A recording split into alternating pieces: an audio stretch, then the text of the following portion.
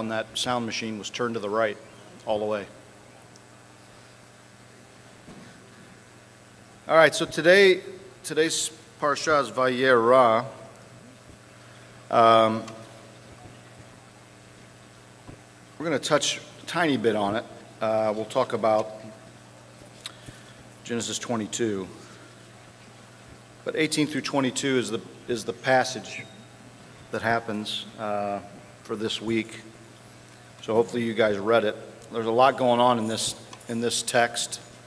There's a lot going on in these groups of Scripture. But I want to talk a bit about youthfulness and spiritual maturity. I think that even here we see that Abraham is and Sarah.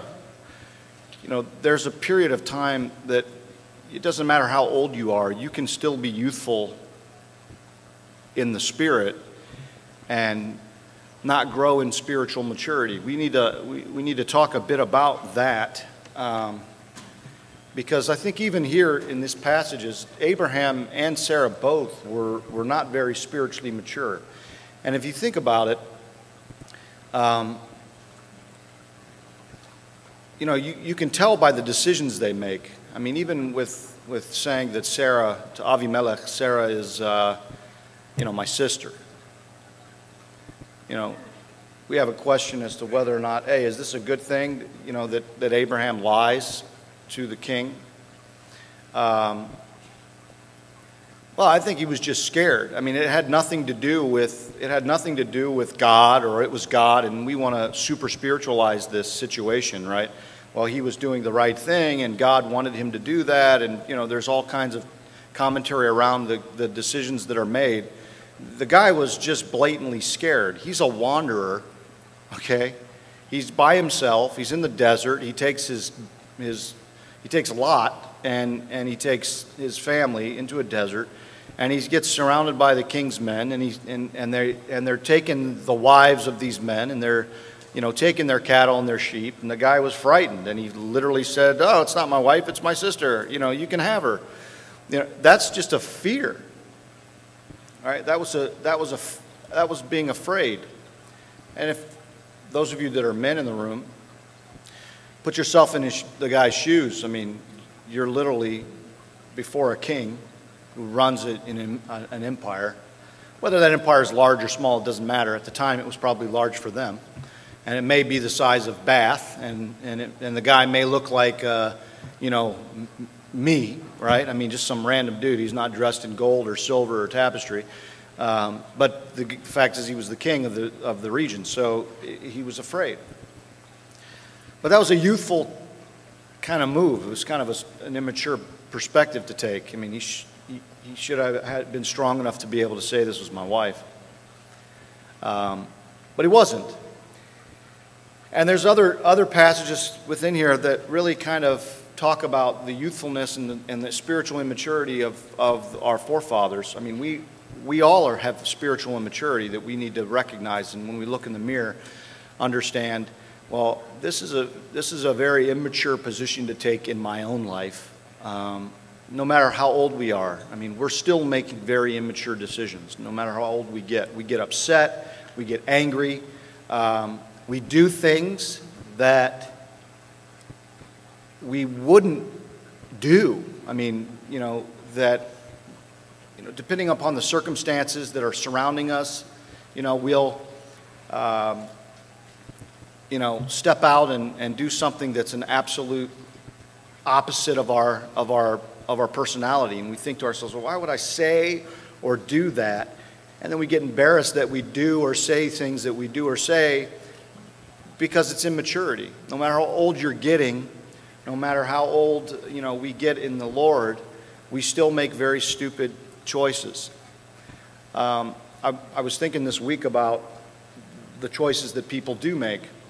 And there's a lot of people, let me back up here for a minute. There's a lot of people that are in the world that think that they don't make bad choices, okay? Or this is a pride, right? They're spiritually prideful people. Let's take, for instance, the people that are on television. I'm not calling them all prideful, but let's just take them for instance. We'll look at somebody who's in a position of authority, and we think that they've achieved that position of authority because of some sort of maturity that they've earned or developed over time. And then in front of people, they act a certain way, and you know, I get yelled at all the time because, you know, frankly, I do have to act a certain way. I mean, in certain positions and circles that I'm in, I should walk and talk a certain way. But I have a problem inside of me that doesn't allow me to be someone that I'm not. I can't do what you want me to do in a circumstance because I can't be who I'm not. I remember 7 years ago when I took the job that I'm in, when I took my position, I told the CEO of the company, I said, listen, I want to come here and work with you. I think it's going to be exciting and great, and I want to do this, but I can't do it unless you let me be me. I'm not going to come into an environment that changes me. I have to fit into its culture. You just have to accept who I am in your culture because I can't be different. And maybe that's something wrong with me, right? And you know, I look in the mirror and I'll say, you know, that's probably a weakness, you know, or it's me just not wearing a mask, right? There's a lot of masks we wear, and I don't want to wear a mask. I want to be who I am. You know, people are always saying you shouldn't act like that or say those things. You know, I get upset like everyone else gets upset, and if you see me get upset, oh well. You know, if I walk out in the street and somebody makes me upset and I say, hey, dude, what is the matter with you? You know, I shouldn't do that. That's not what a rabbi would do. Yeah, you're right, right? You're right. That's not what a rabbi would do. But who's to say what a rabbi would do? Look what David did. Look how he acted. Look how every biblical character acted in the scriptures. They didn't act becoming of the position that they were in because they're human beings. It's impossible for you to walk around like a drone. That being said, if I hold everything inside me all the time and I'm constantly trying to walk out my life so that people see me a certain way, sooner or later you're going to collapse on the inside. If you can't just be you, you're going to destroy who you actually are, and it's going to destroy what everyone else says about you, right? If you live in a false environment, you walk in a false life, you're gonna destroy what everybody thinks about you, because at some point in time you're going to crack. So it's better just to be who you are, and then we accept you for who you are. All right? We have to accept each other. That's actually a mature thing to do, to accept someone for their flaws and their weaknesses. I remember when I got married, I actually got told in the marriage vows, for better or for worse. That literally means to accept that person for who they are, no matter where they are, and no matter in what state they're in. That literally means to be mature. It's a mature thing to accept that person. It's an immature thing to say, you know, you should be this way or that way, or walk out your life a certain way. Because what ends up happening is we make vows. We make promises to people based on what we think we should be doing, based on how we think we should be walking our lives out. And in reality, I can't keep those vows. We're going to talk here in a bit about the vows that are made, and a father can actually release his children of their vows that they make. Why? Because the father realizes through experience and maturity that they're not going to be able to keep those vows. When you're a youth and you're passionate, you make choices. I'm going to be this. I'm going to stand on my ground. And I promise and I vow to do this and I vow to do that. And you're very passionate about what you vow to do. And then all of a sudden life comes in and you're not able to do it. Let me give you a really stupid example. How many of you every year make, New Year's resolutions? You know that's a vow. You understand that's a vow. You're vowing that you're going to do something new this year. You're not going to be who you were. You're going to be different. I'm going to change who I am this year, and this is what I'm going to do. I'm going to lose 50 pounds. I'm going to work out every day. I'm going to not eat, blah, blah, blah. We come up with that, and guess what? 3 months in, I'm eating like it's Thanksgiving every day.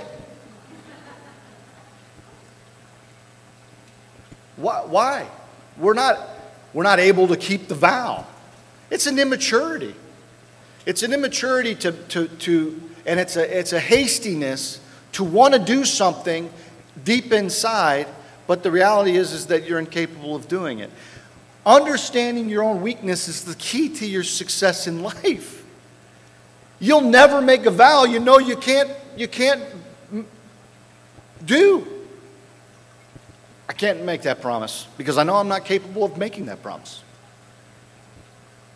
It's no different with God. We make vows to God and break them. The great thing about God is that He already knows us. He already knows that the vows that we make are either true or untrue. He already knows if we're capable of keeping the vow or not capable of keeping the vow. The dilemma happens when you make a vow to God and you make a promise to Him in your mind and in your heart. I'm going to spiritually do this and I'm going to do that and I'm going to do this, Lord, and I promise I'm going to do that for you, God. And this year is going to be, and then 6 months later, you're not even remotely close to it, and it comes to your attention, oh, I made a vow to God and I didn't do that. The great thing is that God understood when you made the vow that you're just spiritually immature. It's better to be able to say, Lord, I want to do this inside. My passion wants to do this, but I know that I'm going to break it. I don't know why. It's just I'm going to fail it. The crazy thing about it is, if you step back and think about why we break vows or not keep them, when you're in the presence of God, it's hard for you to imagine that you would not do what God requires of you. It's hard for you to imagine not being all the time in His presence. When you feel His power on your life as you're worshiping Him or reading your word or as you're thinking and praying and you feel Him on you, it's hard for you to imagine any other state of mind other than that. So when you're in that state, you say to yourself, Lord, I will always do this. But guess what? You're going to stop being in that state in literally like 45 minutes from the time you're in that state.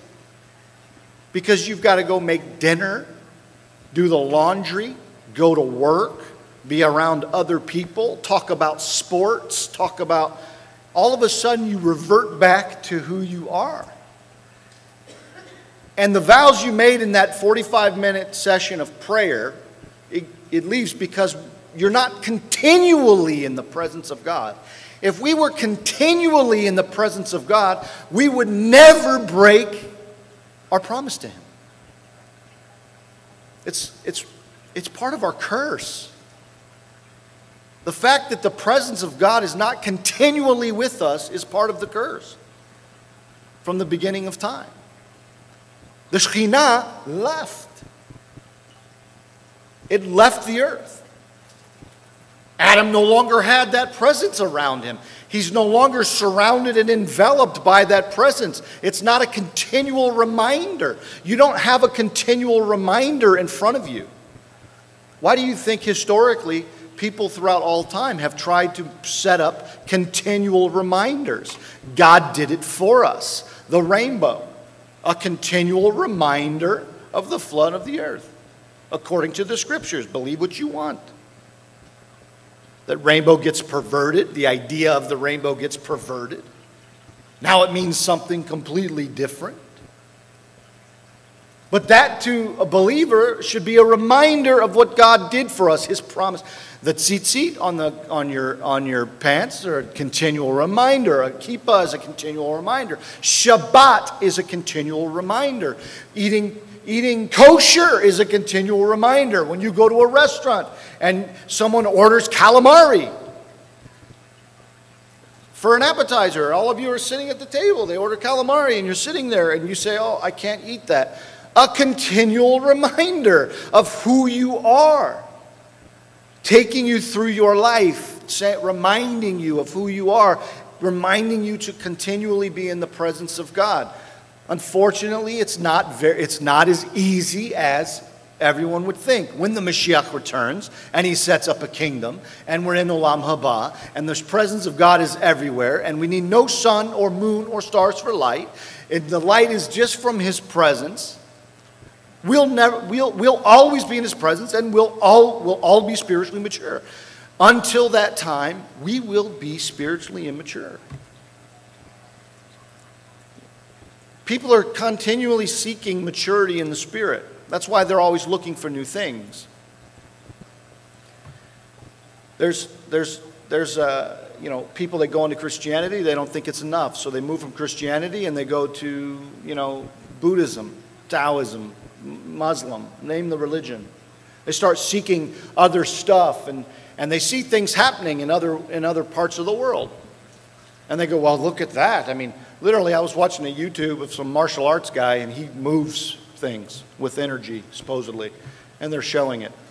If I'm not secure, I mean, in my faith, I might think, well, there's something to that. I mean, literally, this guy, someone's running at him, and all he does is this.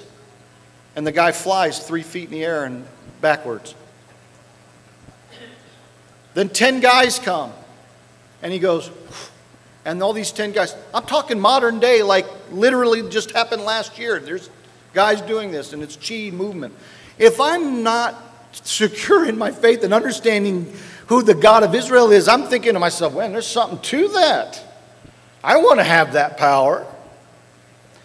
It's the same thing that happened during the temple days when Yeshua was in the earth and he was healing people and his disciples were healing people. There's healers on the earth, right? And I'm looking for pain management. I'm trying to figure out ways to heal myself, right? So there's all kinds of Chinese medicine out there to teach you how to heal yourself by slapping yourself. I'm doing it. My wife saw me this morning. I'm slapping my arms, right? She's like, what are you doing? I'm like, I don't know. I'm healing my body. Apparently this works. I'm always in pain. If you slap your meridians, it gets the body to heal itself. There's some logic to it, right? But at the same time, if it works, it works. It doesn't change my opinion of the faith. God built us. He made our bodies to work a certain way. And if some group of people figured out how the body works and they said this works, great, I'll try it. But does that make me want to go seek out some kind of Buddhism or Taoism? By no means, because it doesn't mean that they get it. Jesus is healing and so were his disciples, and there was a man trying to buy that power. That's a spiritual immaturity. I'm going to go touch somebody and heal them of their disease and their sickness because everyone wants healed. Everyone wants healed of the diseases that they have. No one wants to live their life in pain. So they think that there's a power there, but the power was given to us by God and no one else. Do we have power in the Holy Spirit? Yes. Does it start in the mind? I would argue yes. The Holy Spirit gives us the ability to overcome through feeling the presence and the power of God. But we have to be able to say to ourselves, when I'm walking in the presence and the power and the Spirit of God, then I need to walk in spiritual maturity. What is spiritual maturity? Not everybody understands what it is. It's not leading a big group of people. It's not standing up in front of a bunch of people. Spiritual maturity is between you and God. It's not between me and you. Just because someone looks at you and says that you're spiritually mature doesn't mean that you are. God might not think you are. It doesn't mean that, you've won. You may have won on earth, but that doesn't mean you've won in heaven. Everything you do in life, if it's not based between you and God, if it's based on making others see you in a way, you've missed the mark. If I care about what you see me as, I've missed the mark. Now, is it important for people to see that you're godly? Sure. The scriptures say what? That, they're trying to debate who's who, right? The who's who of the faith. And then they give this list of fruits. Right? There's a list of fruits. Those fruits are of the Spirit.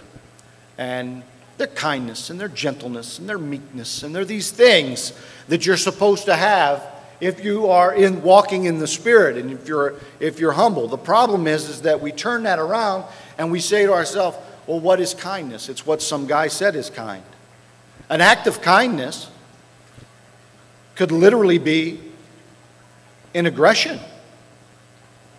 I could look at my kid who's standing on the back of that chair and say, you get down off that chair immediately, right? I don't look kind. You know why I'm kind? Because I can see in the future what's going to happen to her. It's not kind to see a child standing on the back of that chair knowing that they're going to fall and crack their head and not say a word. Imagine I just stand there and let them do it. But me saying, get off of that chair. People go, what a terrible dad. I mean, I'm literally going to do that to all the kids after Shabbat because of what they did to the sound machine. We're going to have a talking to.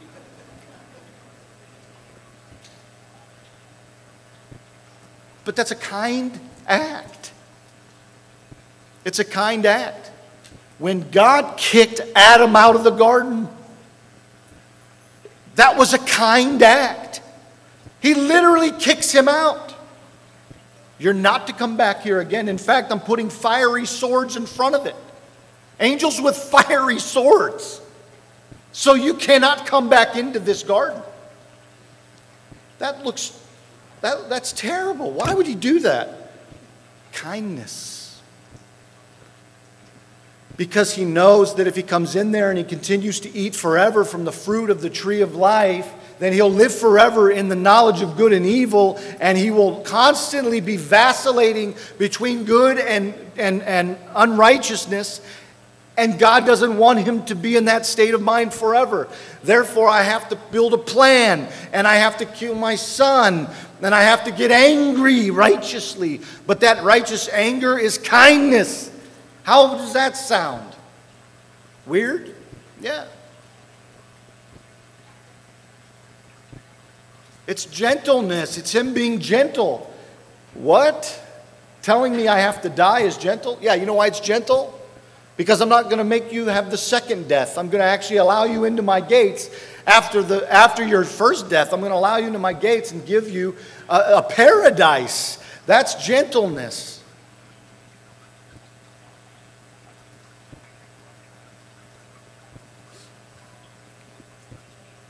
Thinking a little bit differently about our faith, about who we are, looking in the mirror, understanding the decisions we make, our actions that we do, right? Things that are super immature that we should know that you shouldn't do these things. So I'm thinking through it and I'm saying to myself, okay, what does this mean? Do I want to, on one stage, everybody thinks you got to live a certain way. I remember I was talking to somebody, and they said that my personality doesn't seem like a rabbi. Like, well, his personality doesn't seem like a rabbi. Well, I don't even know what a rabbi's personality is. All right. David didn't seem like a leader then. That dude was crazy, right? He killed tens of thousands of people. I can tell you right now, if you saw him on the battlefield, you were not thinking that he was a super spiritual guy. All the blood that he spilled and the way he would, and probably enjoy shoving his sword into the gut of the enemy. I mean, there's no way you would think to yourself that this guy is a leader of the kingdom of God. And if he is, God is a crazy God. Because you can't be on a battlefield and take that many lives without having an anger so deep inside you that it scares everyone. You can't walk out as a child into the middle of a field with a 12-foot tall guy, however tall he was, and say that I'm a representative of the armies of Israel, and the God of Israel is going to send the crows to eat your flesh. Imagine. He's looking at a guy saying, I'm literally going to cut your head off, and the birds will swarm around you and eat your flesh. If I say that today, people are like, oh my goodness, that guy's a crazy nut. Get him out of here. Antifa, ISIS, all these men are saying the same stuff. Today, November 4th, supposedly we're supposed to have civil unrest all across the nation from this Antifa group. I watched a video on this Antifa group this week. A woman that basically looked like my wife, right? Just kind of a mom. Cute.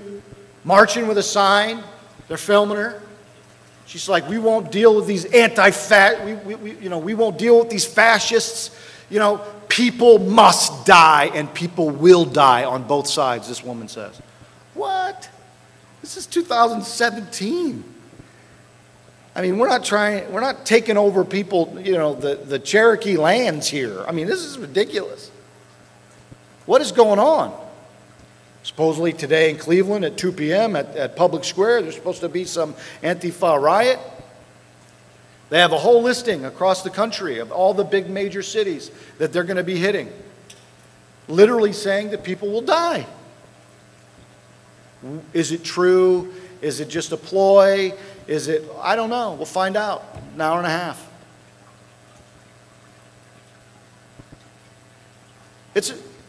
We're living in a crazy time. But think about yourself. What does it look like? What does a believer look like? How are they supposed to act? Do they wear sackcloth and ashes? Do they wear Birkenstocks everywhere they walk? Do they grow out their hair real long? Are they hippies? I don't know when all that started. I mean, apparently you had to be a hippie at some stage to be a believer, or now you have to look like Rev Tevye, and you have to dress a certain way in Messianic Judaism, and if you're not pushing a milk cart, you know, you're not a real Messianic Jew, or you know, whatever it may be. If you don't wear your tzitzit long, or your kippah big, or, I mean, there's things that you're supposed to do. Well, I don't subscribe to that. I'm not sure you should. I think you should ask yourself, Lord, I know who I am. You look in the mirror, you deal with yourself every single day. There's no one that knows yourself better than you. The fact that we need people to tell us who we are is ridiculous. You know, we sit in front of psychologists and psychiatrists and we go to counselors and we try to vet these things that are happening when all we need to do is go before God and tell Him the things and listen to what we're saying. And God will tell you how to grow up, how to get over the small things and manage the big things. He will teach us how to do it. So I asked myself, thinking through all this week, does God want us to enjoy ourselves? Because it doesn't sound enjoyable to be something someone wants us to be. You know, you live your whole life and then you realize, I watched a play last night on PBS. They have Broadway on television. I don't know if you guys have ever seen that. And they had Present Laughter was the play that was on, Broadway show. And this guy feels like he's spending his entire life, you know, being what everyone else wants him to be, and he's not that guy. He's fed up with it. I've spent my whole life being what you want me to be, and I'm not that guy. I know who I am inside. I'm not him. I'm done. He's going to move all the way to Africa from England. He's done. He's going to move to Africa and go be who he wants to be. Right? Crazy thing. But we do that all the time. We're trying to be something in the spirit that we think everyone else wants us to be, or we're trying, you know, to be something in the flesh that we think everyone else wants us to be. When all we need to worry about is who God wants us to be. And then if we can't do it, say, God, help me be who you want me to be.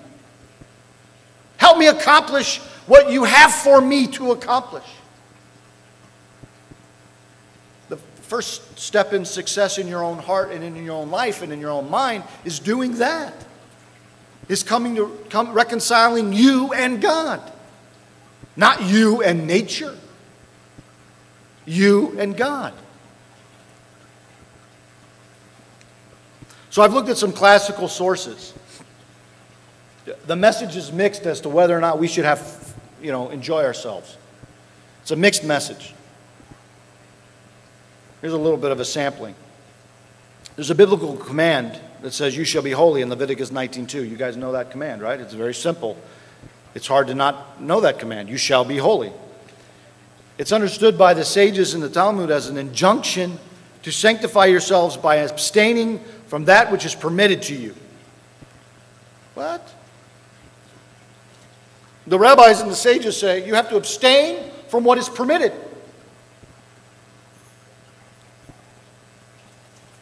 Nachmanides counts this as one of the 613 commandments. On the other hand, the Torah calls the Nazirite a person who takes a vow to abstain from wine. That's what a Nazirite is, right?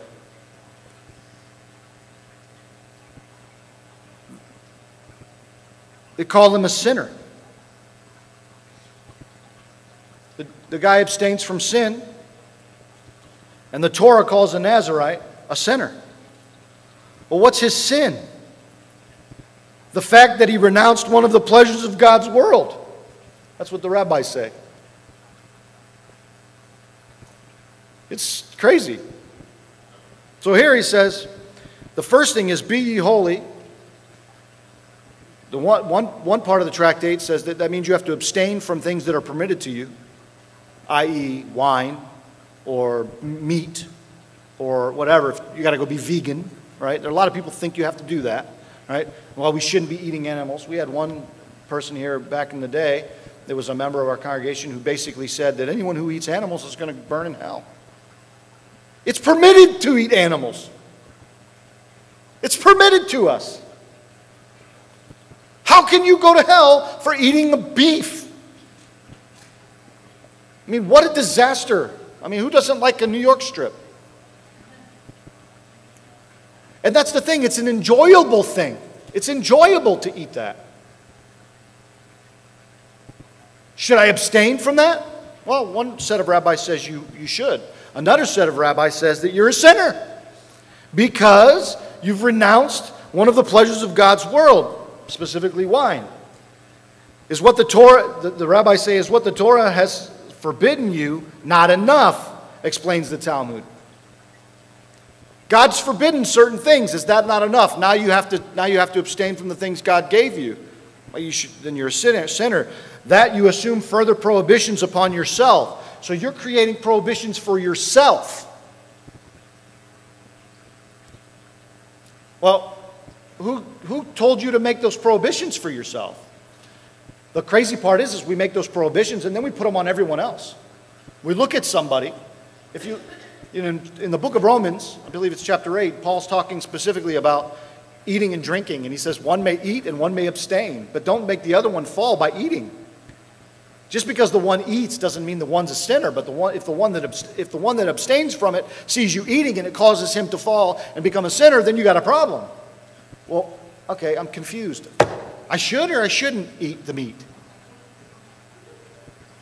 Well, if I'm in front of a vegan and it's going to cause that vegan to stumble, I shouldn't eat the meat. What, Paul? I'm going to have a conversation with Paul one day. Because I'm going to look at Paul and I'm going to say, Paul, you were just building prohibitions for people that weren't tied to the Torah. You were just saying things. And if a vegan's in front of me eating, I'm going to have a New York strip. It shouldn't affect them. We'll have a talk about it, right? But you assume these prohibitions on yourself. If a person is a sinner because he abstains from wine, the Talmud goes on to deduce, imagine what the Torah would say about those ascetic types who are constantly fasting and otherwise depriving themselves. So there's a lot of people that are constantly fasting.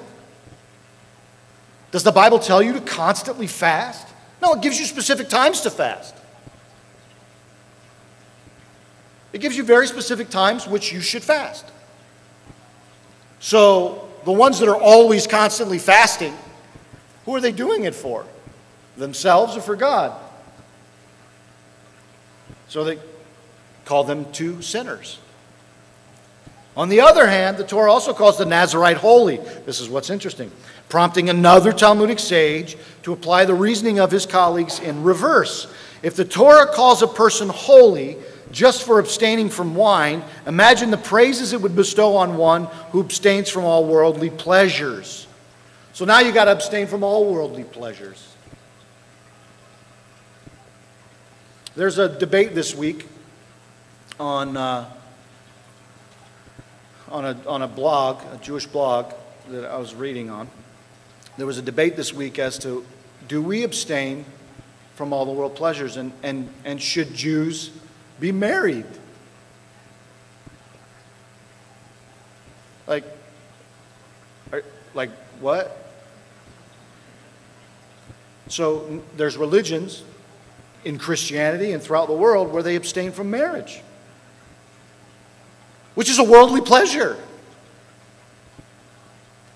And in fact, it's not good for us to be alone. So why would we even have this discussion? I mean, the Bible's clear on it. However, people think if they make a prohibition on themselves and they abstain from those things which are pleasurable, then they are therefore more holy than they would have been by allowing those things that were permissible. How can you be more holy from abstaining what is permissible? Doesn't make any sense. That's a personal pursuit. That's your own agenda. That's not God's agenda. God gave us his agenda. It's good enough. He said, this is what I need. Have you ever done something for somebody at work or at home or anywhere else, and you went above and beyond? And, I know you asked me to only do this, but I went ahead and did this for you too. Oh, okay, cool. And you didn't get the response that you wanted. Like, oh, wow. Thank you so much for doing that. That was really awesome of you. What would have possessed you to do that? Man, great. You didn't get that response. I'm not a victim of this. I'm the kind of person that doesn't give you that response at work as a boss. If someone says, I went ahead and did it, I'm like, oh, okay, cool, thanks. Because I didn't ask you to do that. The fact that you did it is fine, but it's not what I cared about. Did you get what I needed you to get done? I did that too. Perfect. Awesome. Thanks. You're going to get an awesome and a thanks and a perfect for doing what I asked. You're not going to get an awesome, a thanks, and a perfect for doing something that you thought that I may have wanted. It's the same thing in the faith. You think you're going to become more holy by abstaining what God says that you don't have to abstain from. We do that all the time. God's not going to go, wow, man, you are really holy. You really did a great job. Man, you went above and beyond. Can you believe that? Because I think inherently there's something inside of you that's trying to win. That's a selfishness. You're trying to win something with God. Well, look, I did more than that person did. That's a weakness. That's an immaturity. You're trying to go above and beyond so that God sees you as this and that he gives you more. That's a selfishness. God's going to give you what he plans to give you just by following his ways. Doing what he says is permissible and unpermissible. You're not going to get more as a result of you going above and beyond. You may get a kudos, right? Maybe one day.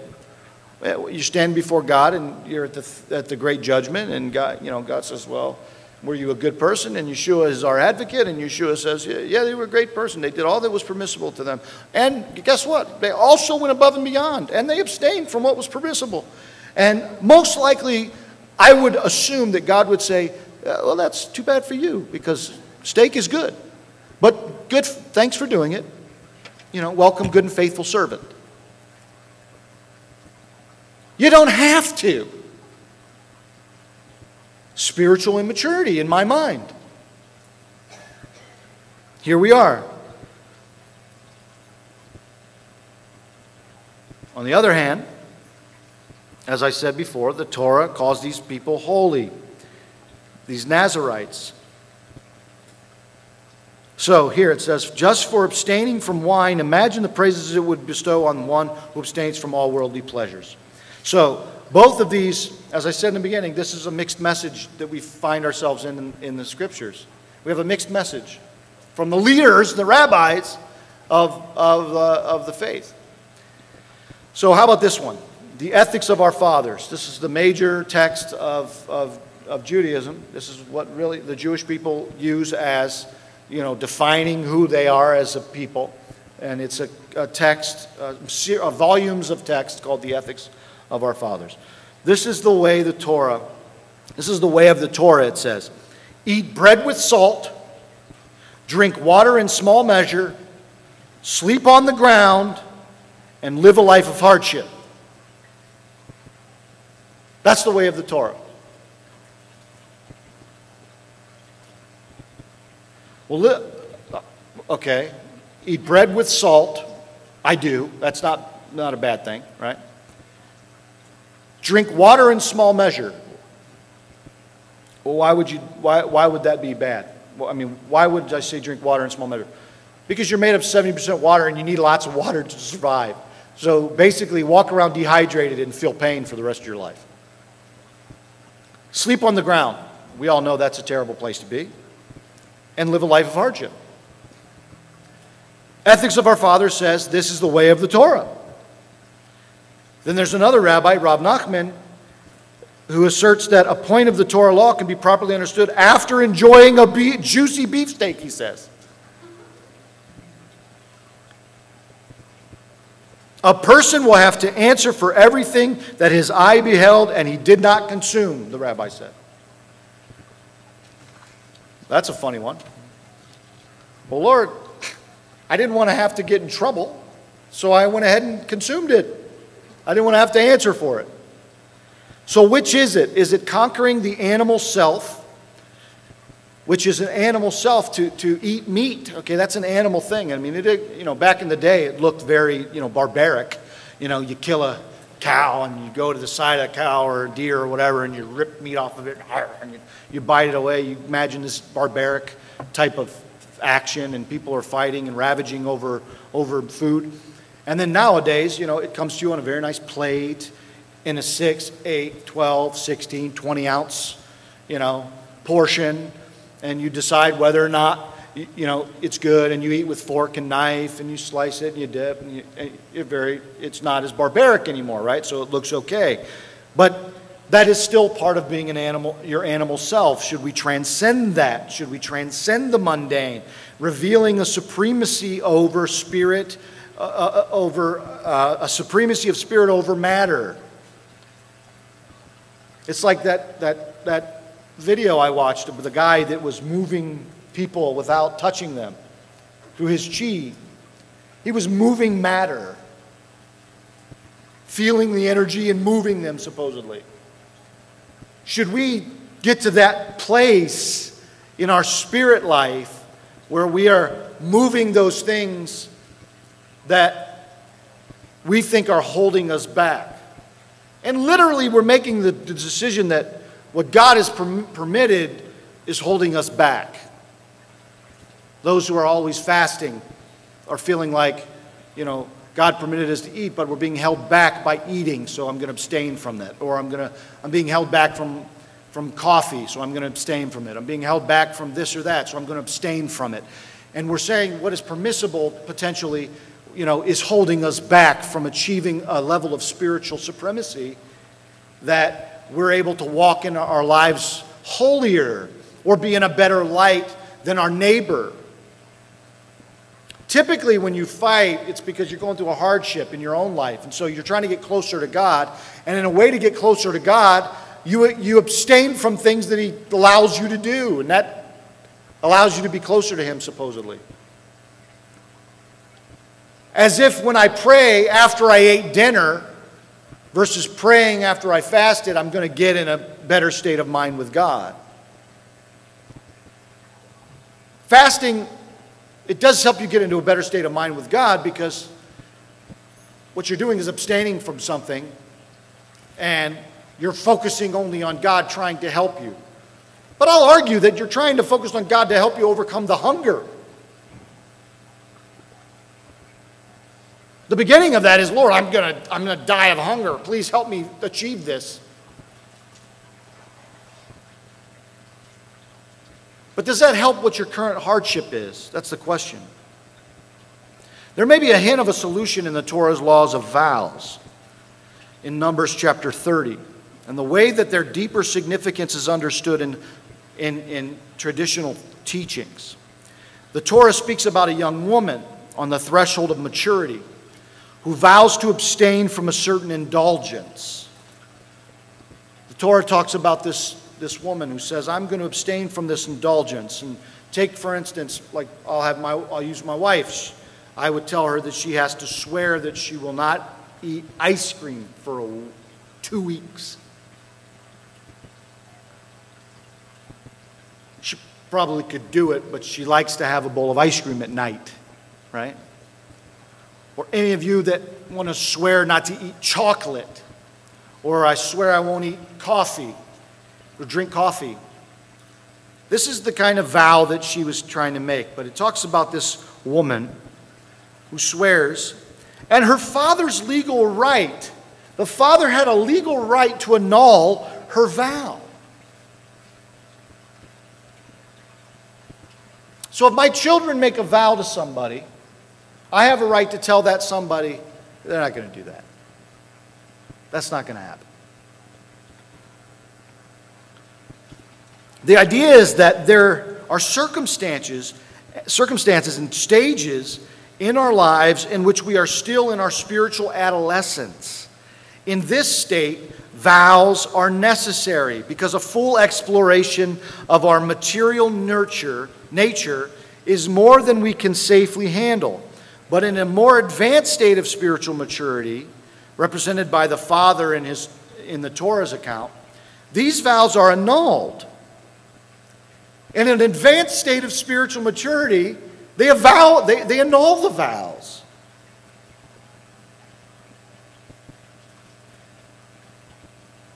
Even as the daughter in us is struggling with our physical self, the Father in us embraces it. We're struggling in ourselves like the daughter. And so we're making vows to God, or we're saying we're going to do one thing or another thing, and we have a hard time executing those promises and vows. But the Father sees that I can't make them, so He annuls them. They're annulled because you're in spiritual adolescence. You're saying something that you can't possibly commit to.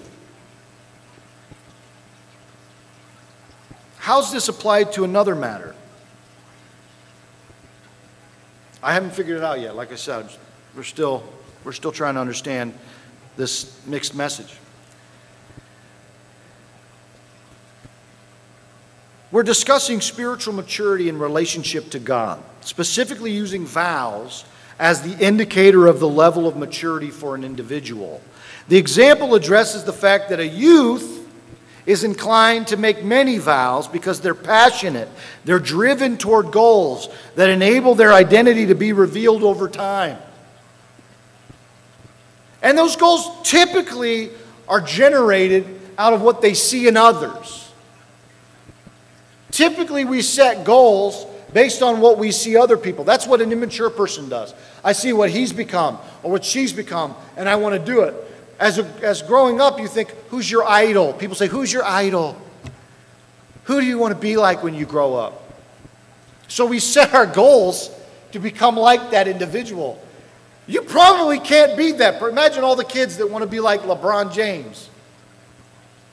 Good luck, dude. I mean, like, who's going to tell them the truth? Who's going to say, there's no way, dude, you're going to be 5'6". You're going to sit in a cubicle for the rest of your life and crunch numbers. And you're going to be bald and maybe not get married till you're in your 40s. I mean, is someone going to tell that kid who says, I'll be LeBron James, that that's what his life's going to become? No, but we set these goals, and then when we get there, we're 40 years old, and we look back and say, oh my goodness, I didn't become that. I didn't become who I thought I was going to. It destroys us. That's an immaturity. And it's even an immaturity in an adult. You know, I was in the car with somebody the other day, and I was messing with him. He's run a couple marathons, and I was messing with him. I'm like, dude, anyone can run a marathon. And he says to me, well, I dare you to go run one. I go, I would if I wanted to. I don't want to. He goes, I dare you to try to do one. Well, there's no way I would finish it right now. The reality, the mature situation is, there's no way I could finish a marathon today. I'd die mile one. Mile one would be, I'm done. My legs would hurt. My lungs would be collapsing. I'd be done. I have to train for that. I know my limitations. There's kids that would, oh, I'll go run a marathon right now. I'll do it right now. I'm going to go do that right now. Okay, we'll go do it. And then they'd go out there and start running. Mile one, collapse at the end of the mile, and look like a moron. We do that every day. We always do that. We say that we can do something, and then we don't complete it. We don't complete it because we're making an immature comment. And I'm talking not necessarily about what you do in your life. I'm talking about things that you say you will do in your spiritual life or with God, and you don't complete it. Spiritual immaturity. Just recognize what you can or can't do. Recognize who you really are. And then if you want to really truly be someone, if I wanted to be LeBron James, pray that God brings that Chinese dude into my life and teaches me how to jump 20 feet because I'm only 5'6". Because it's the only way it's going to happen. Understand who we are.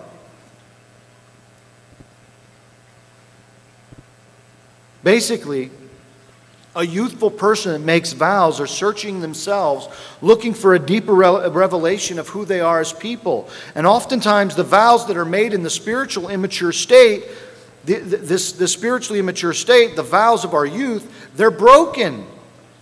Making the youth believe that they are incapable of deep relationship with God as a result of their failure to keep the vows made. And when I say making the youth believe, I'm talking to you. Every one of you, I don't care how old you are, you can be a youth in the eyes of God. And if something doesn't happen the way you think it should with God, or you prayed a certain way, and that prayer didn't come to pass, and then it hurts you inside, that's a spiritual immaturity. It cannot affect you.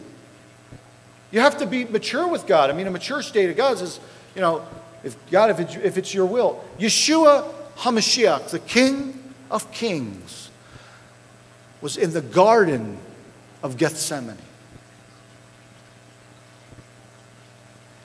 And he's got so much pressure on his life to the point that he's bleeding blood, he's sweating blood. And he says to God, this cup must pass from me.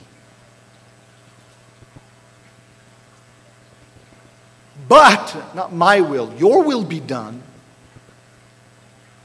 Knowing and understanding that even that prayer of, Lord, I don't want this burden, this cup, I don't want to bear this.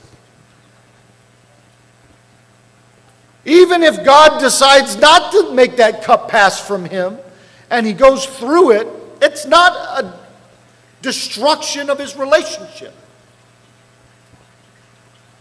It just is what it is. It is what God requires.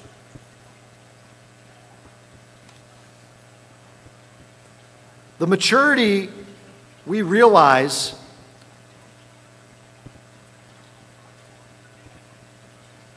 the reality is that this is part of our journey. And that as we come to spiritual maturity, we realize that our passions are inclined to break the law rather than keep it. Thus, we embrace our failures and learn humility, enabling us to fear our sin, which leads us to saintliness, which leads to the possession of the Holy Spirit, as it states. Realizing yourself enables you to realize what humility is. Humility is, everybody thinks humility is sackcloth and ashes and Birkenstocks and hanging your head and look how humble he is. No, literally there's another kind of humility. I'm walking down the street, I look at some guy, he looks at me, I said, what are you looking at? He says, what are you looking at? I'm looking at you. He says, come at me. You know, you want to fight? Yeah, I want to fight. I push him, he pushed me, I think I'm tougher than him. I punch him, nothing happens, he punches me, I get knocked out. Oh, I'm humble. There's a different humility. But guess what? The moment I get knocked out, let me ask you the question. If that dude is going to walk down the street again and do that same thing he just did, odds are no. Humility, understanding your flaws, when you break the law, you should fall on your face for it. And when you fall on your face for it, you're humbled. And that humility, that different kind of humility, not the kind of humility where someone walks around and does this. You know, they have that look. You know, and they're very soft-spoken. And that's not humble. That's an act. That's an act. Oh, he's such a humble person. You know, he's very soft-spoken. He's an actor. I don't believe it. Because the animal instinct of man is to be the opposite of that. The animal instinct of man is to break the law. That's what the animal instinct, and we're constantly fighting that. His way to fight it may very well be this. Maybe that's how he's fighting it. And if that's what he's doing to do it, great. But if you break the law, which you will, if you sin, which you do, that should force you into humility. We embrace our failures to learn humility, enabling us to fear sin. That dude walking down the street that got knocked out is afraid to confront someone else again. When that sin happens, you're afraid to sin again. That's what humility does. And what does that do? It leads you to saintliness. You're now on the path to righteousness.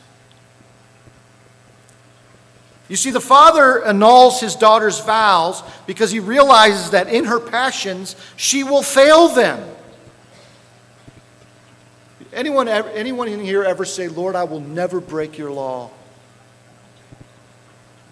I can promise you I've done that as a kid. I remember very, very, very vividly making vows to God on the end of my bed praying as a child. I remember vividly doing it. And I remember vividly breaking them. I remember hearing God when I broke it. You vowed to me. That feeling was a mess. Not realizing that the Lord already knew that I was going to break it. He knew my state. Because I'm not new. I mean, I hope you know that. I'm not unique, and neither are you. Human beings have been the same forever. I can guarantee you everyone in this room has made vows to God. I can promise you you've done it. I vow to you this, I vow to you that. Everyone, whether you call it a promise or a vow or you use that terminology, I don't care, you've made vows. And every one of you have broken those vows. And the awesome thing about it is that God is a father that understands that his daughter is unable of keeping those vows, and so he annuls them before you even make them. I vow to you, okay. It's like my daughters. Imagine they tell me, Daddy, I promise I won't do this. Okay, I already know they're going to do it. I'll let you go here if you don't do this. Okay, Daddy, I won't do it. 5 minutes later, they're in there doing it. I say, I thought we had this. I thought I said you can't do that. I'm sorry. Sorry, I just wanted to. Yeah, I know you wanted to because it's your animal instinct to do so. Because your animal instinct inside of you tells you to do the opposite of what we want you to do. Eliana this morning has an argument with Tasha. Tasha tells her yesterday, if you're really good today and tomorrow, and you're not bad, and you do what I ask you to do, I'm going to let you stay the night at Hyla's house tonight. Okay, Mommy, I'll be great.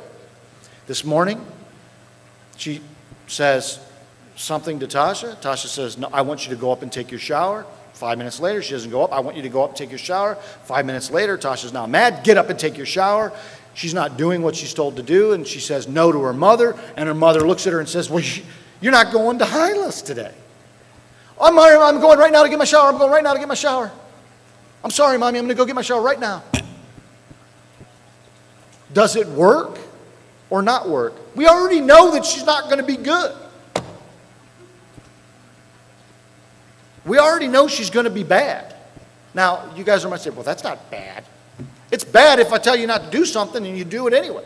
That's what's bad. It doesn't matter what it is. It doesn't matter if I tell you to eat a vat of chocolate and you don't eat it, then that's bad because I told you to do it.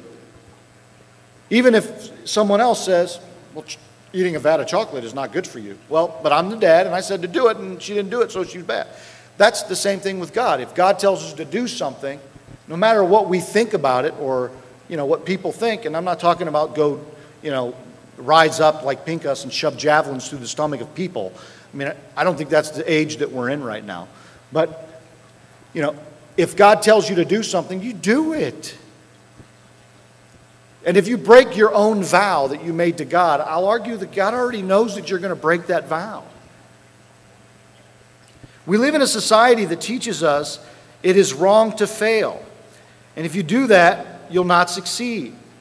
But the ancients, I believe, would suggest that we require failure to understand success. We require failure to even be successful in our relationship with God.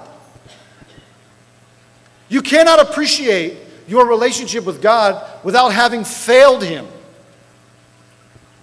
You cannot appreciate God and His love for you without having failed Him. Adam would never have been able to appreciate God and the fullness of God unless he failed God. And I know that sounds backwards and it sounds crazy, but it's the facts. It's easy to accept this concept as long as it doesn't directly affect our own development. We don't want to believe that we're on an individual level, we're capable of failing God at our core, because it reveals that we personally are weak, and it makes us see that we are no different than the sinners that came before us.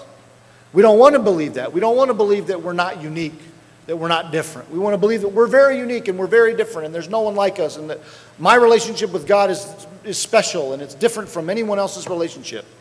We want to believe that. The reality is that every relationship is the same. The one that God had with Abraham, the one that God had with Isaac, with Jacob, every one of them failed God. Every single one of them. This parasha is all about failing God. Sarah, Isaac, Ishmael, Hagar. That's a failure of God. No one wants to be viewed by God as unholy. The reality is that we are all unholy. This was the purpose of the initial coming of the Messiah, to enable us to come into contact with holiness and strive toward its perfection. Without him, Yeshua, none of us would have been able to come into true communion with the holiness of God.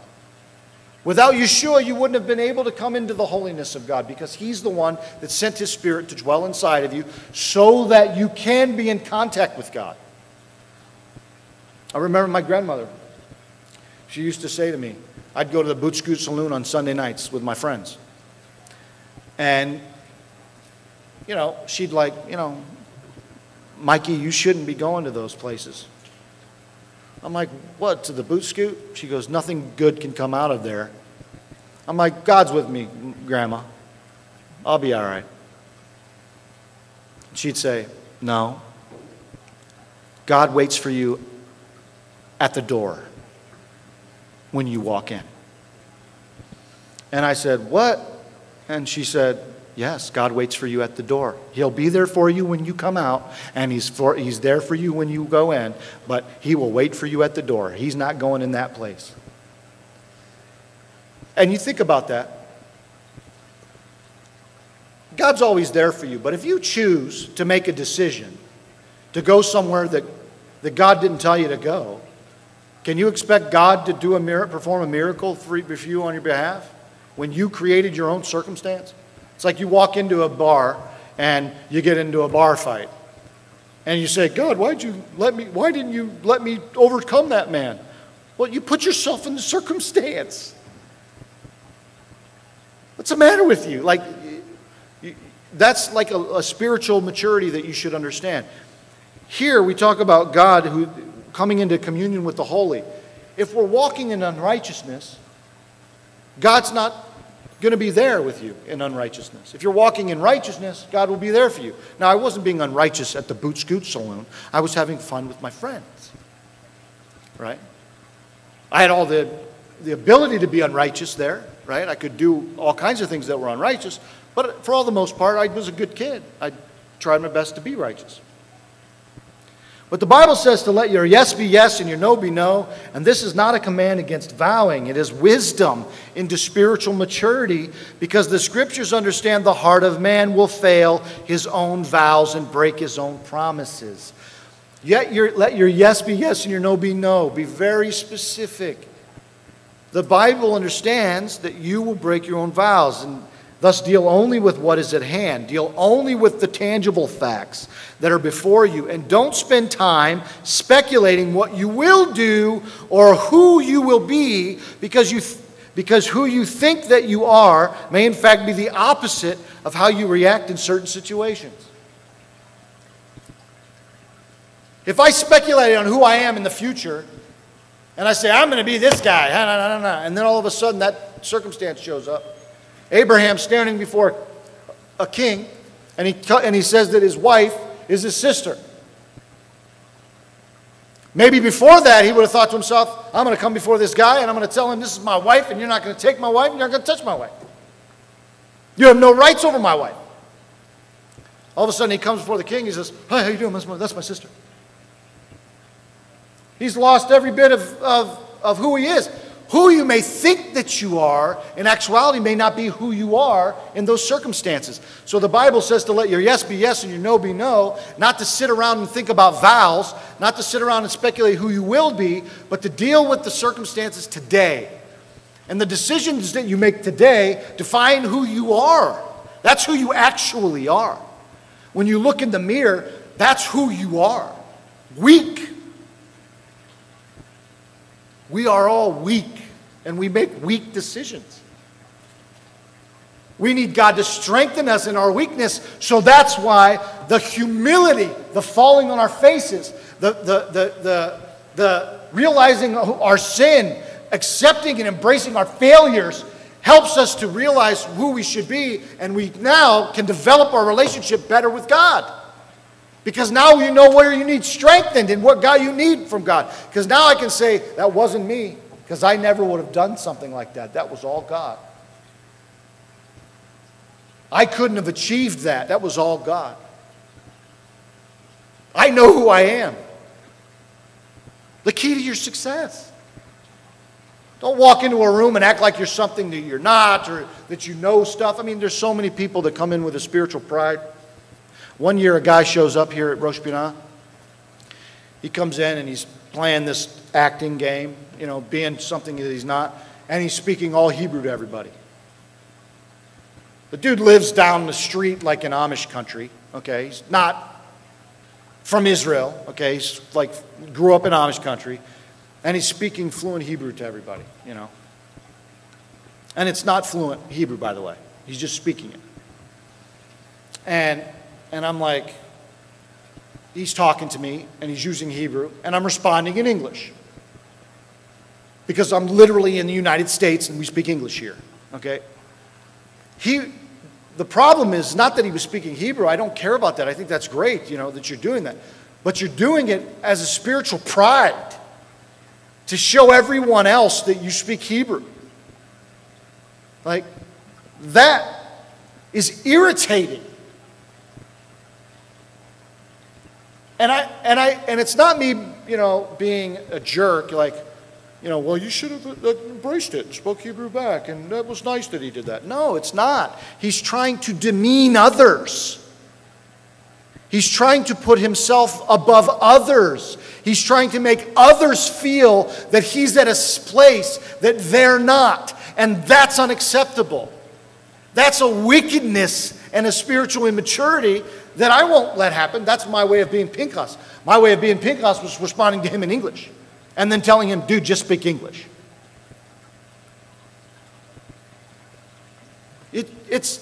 We can't be that way in life. We can't be like that. Even Paul would never have done that, right? If he would have went to a group of Greeks, he wouldn't have walked in there and spoke Hebrew. He would have spoke Greek. If he walked into a group with people that speak Russian, there's Yevon and his family come here and they speak Ukrainian. I'm not going to speak to them in a language they don't understand, to make them feel inferior. Why would I do that? Immaturity of the faith, immaturity in the spirit. Allowing life's experience to become lessons that cultivate learning how to be better and understand ourselves and our ability to love and self-sacrifice for our neighbor is the deepest level of maturity that we can reach. Learning from our broken vows, from our youthful passions, and our history is all important to gaining true insight into the divine interaction of the Holy Spirit with ourselves in this life. Many of us spend time watching history and what happened throughout time in an effort to understand how we got where we are. And I'm suggesting to you, do the very same thing with your own life, both spiritually and physically. Ask yourself the questions. How did I get here? How did I come to this belief set? How has my relationship with God developed as a result of my own actions in life, as a result of my own failures, as a result of falling on my face, as a result of humility? Everything we do in life, both for the purpose of spiritual development and simply living, leads us toward a deeper relationship with God. Our work, our hobbies, our passions, or our sins, our righteousness, our friendships, all lead us toward understanding God at a deeper, more intrinsic level. But it's up to us to extract the information that leads us to this truth. You have to be able to see deep inside yourself to understand what God has for you. Throughout this parashah, we see spiritual immaturity everywhere. Throughout the entire scriptures, we see spiritual immaturity. Peter denying Christ 3 times. What did he do? He vowed to him. He vowed to Mashiach. He vowed to him, I will not deny you. Yeshua does what? He annuls his vow. You know how he annuls his vow? He says, before the cock crows thrice, you will deny me. Before the cock crows. That's an annulment of that vow. Peter didn't, in his spiritual immaturity, didn't even believe it. He said, no way, not so, Lord. I will not deny you. I mean, imagine, right? He stands there firm in his belief. And what does he do? He does it. People, the scriptures, these parashahs that we read, if you cannot take them and apply them to your own life, it's not just learning stories to learn stories. It's not just you having knowledge of the scriptures and of the stories. Well, who knows more about what? It's about how you can take what happened in that person's life and associate it to what's happening in your own life and make decisions that are either better or worse than what they did. And then how does God interact with you as a result of that? Building your relationship deeper with God on a daily basis. We have to focus our attention on building our relationship. For what purpose? Because it's our responsibility to teach the world that Yeshua, who's the King of Kings and Lord of Lords, is returning and that his kingdom is imminent. And in order for me to have that message deep inside of me and to be able to share that message and to share it properly, I have to be completely enveloped in the presence and the Spirit of God. Amen. It is our duty to praise the Master of all, to ascribe greatness to the author of creation. For he made us unlike the nations of the lands and has not placed us like the families of the earth. He's not made our portion like theirs and our lot like all their multitudes, and we bend the knee and bow and acknowledge our thanks before the King over kings. The Holy One, blessed is he. He stretches out heaven and establishes earth's foundation. The seat of his glory is in the heavens above, and the presence of his power is in the most exalted heights. He's our God, there's none other. True is our King, there's nothing beside him. As it is written in his Torah, you shall know this day and take to your heart, the Lord he is God in the heavens above and on the earth below. There is none other.